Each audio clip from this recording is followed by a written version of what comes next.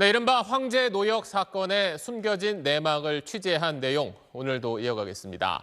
자, 이 사건의 당사자인 허재호 전 대주그룹 회장은 자신의 사위인 김모 판사가 당시 재판장을 상대로 로비를 벌여서 황제 노역 판결이 나온 거라고 주장했습니다.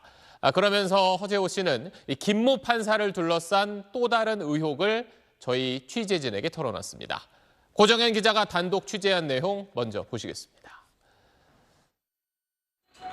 지난 2010년 광주지법 파산부 수석부장으로 대주그룹 계열사 두 곳을 법정 관리하던 선재성 전 판사. 계열사 자금의 수상한 흐름을 포착해 허재호 전 회장에 대한 고발을 검토했습니다. 의도적으로 돈을 빼돌려가지고 이렇게 이 회사들을 망가뜨리는 거예요. 손해배상 청구도 하고 고발 응하지 않으면은 고발하는 것으로 해보자라고 생각을 했던 겁니다. 그러나 얼마 뒤인 2011년 3월 초 이 선 판사는 비위 의혹이 제기돼 이곳 사법연수원으로 좌천되면서 법정 관리에서 손을 떼게 됐습니다. 법원행정처 감찰과 검찰 수사도 동시에 이어졌습니다. 대주그룹 계열사 공동관리인에게 친구인 비 변호사를 대리인으로 선임하도록 요청한 게 변호사법 위반으로 인정돼 벌금 300만 원이 확정됐고 정직 5개월 징계도 받았습니다. 허 씨는 이 과정에서 사위인 김모 판사가 선 판사에 대한 진정 투서를 직접 넣었다고 주장했습니다. 진정 탄원을 했었어. 법정관리인이 떼뿌리고 면소로 발령을 해버렸다고. 그 사람이 법원장까지 할 사람인데. 허 씨는 SBS와의 통화에서도 같은 취지의 주장을 했습니다.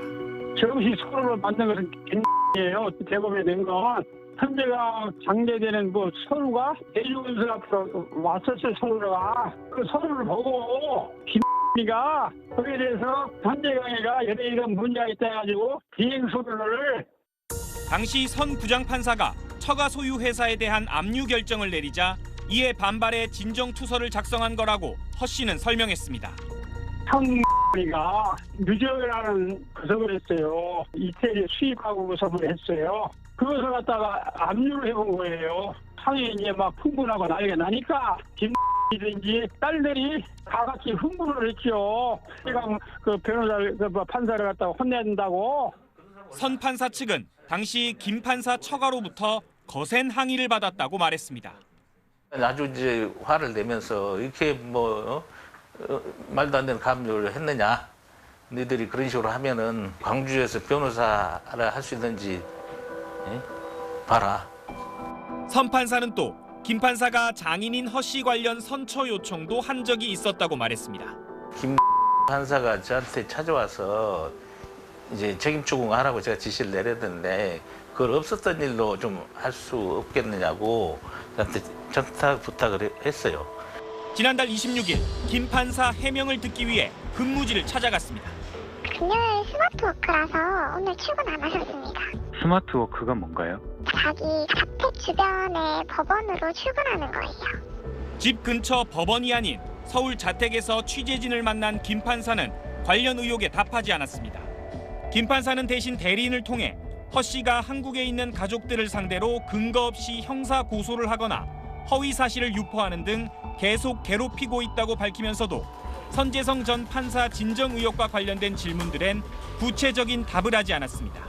SBS 고정현입니다.